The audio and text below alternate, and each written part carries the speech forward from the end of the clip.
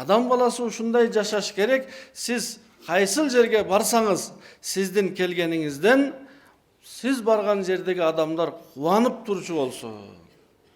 Себеби билет. Сиз келсеңиз, сөзүңүз менен дагы, өзүңүз дагы аларды бир ренжитпейсиз, капа кылбайсыз, орой мамиле жасабайсыз.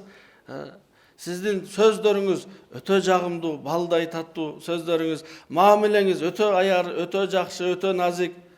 Ошондуктан мусулман адам, өзгөчө эркек, кайсыл бир жыйынга, досторуңуздун жыйынына, туугандарга, өзгөчө үйгө келатканыңызда ошол жердеги адамдар сүйүнүп калчудай болсо, демек билели, бул чыныгы эркек, чыныгы мусулман, чыныгы пайгамбар сыфат инсан.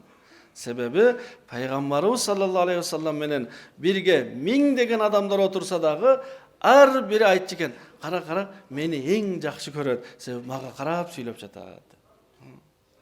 Бири дагы өзүнү ыңгайсыз сезбейт экен.